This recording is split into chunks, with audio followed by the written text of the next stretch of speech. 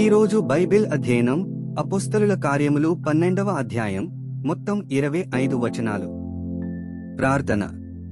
ప్రియమైన దేవా, నీ వాక్యాన్ని అధ్యయనం చేయడానికి మాకు సమయం ఇచ్చినందుకు ధన్యవాదాలు.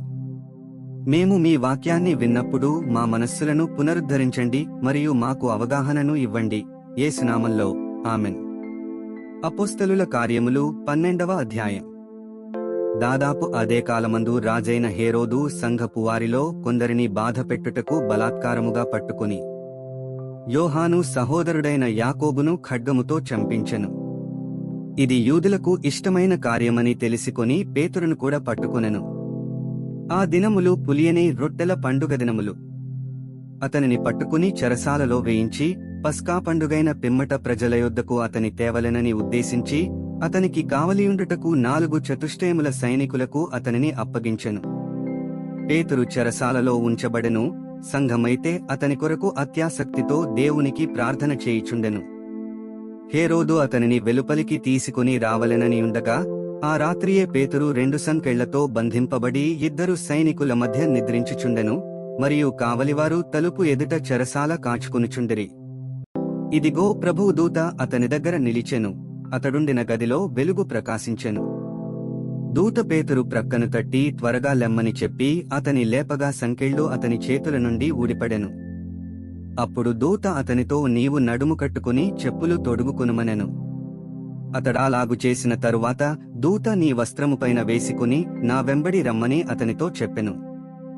అతడు వెలుపలికి వచ్చి దూత వెంబడి వెళ్లి దూత వలన జరిగినది నిజముగా జరిగెనని గ్రహింపక తనకు దర్శనము కలిగెనని తలంచెను. మొదటి కావలిని 2వ కావలిని దాటి పట్టణమునకు పోవు ఇనుప గవినియుద్దకు వచ్చినప్పుడు దానంతటా అదే వారికి తెరచుకునెను. వారు బయలుదేరి యొక్క వీధి దాటిన వెంటనే దూత అతనిని విడిచిపోయెను. పేతురుకు తెలివి వచ్చి ప్రభువు తన దూతను పంపి హేరోదు చేతిలో నుండియు యూదులను ప్రజలు నాకు చేయనుద్దేశించిన వాటన్నిటి నుండియు నన్ను తప్పించియున్నాడని ఇప్పుడు నాకు నిజముగా తెలియనని అనుకునెను. ఇట్లు ఆలోచించుకుని అతడు మార్కు అను మారు పేరుగల యోహాను తల్లియైన మరియ ఇంటికి వచ్చెను. అక్కడ అనేకులు కూడి ప్రార్థన చేయుచుండిరి.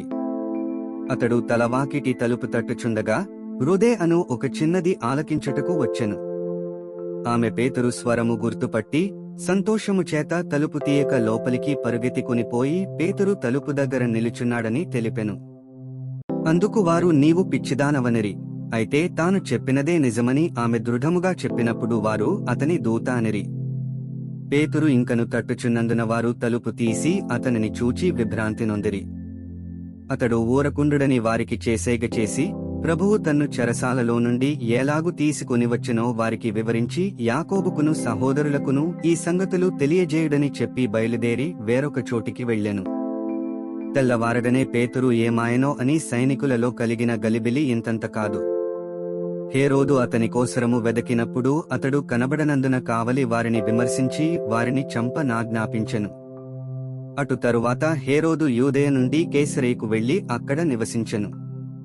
తూరీయుల మీదను సీదోనీయుల మీదను అతనికి అత్యాగ్రహము కలిగినందున వారేక మనస్సుతో రాజునొద్దకు వచ్చి అంతఃపురమునకు పై విచారణకర్తయగు బ్లాస్తును తమ పక్షముగా చేసుకుని సమాధానపడవలని వేడుకునిరి.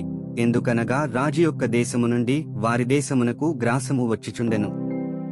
నియమింపబడిన దినమందు హేరోదు రాజవస్త్రములు ధరించుకుని న్యాయపీఠము మీద కూర్చుండి వారి ఎదుట ఉపన్యాసము చేయగా జనులు ఇది దైవస్వరమే కాని మానవస్వరము కాదని కేకలు వేసిరి. అతడు దేవుని మహిమపరచనందున వెంటనే ప్రభువు దూత అతని మొత్తెను గనుక పురుగులు పడి ప్రాణము విడిచెను. దేవుని వాక్యము ప్రబలమై వ్యాపించుచుండెను. బర్నబాయు సౌలును తమ పరిచర్య నెరవేర్చిన తరువాత మార్కు అను మారు పేరుగల యోహానును వెంటబెట్టుకుని యెరూషలేము నుండి తిరిగి వచ్చిరి. 25 వచనాలు చదివియున్నాము. ముగింపు ప్రార్థన. సర్వశక్తిమంతుడైన దేవా, నీవే మార్గము, సత్యము మరియు జీవము. చదివిన వాక్యాన్ని మీ కృప ద్వారా మా హృదయాలలో ఉంచుకొని మా జీవితంలో అన్వయించుకోవడానికి మాకు సహాయం చేయండి. ఆమెన్.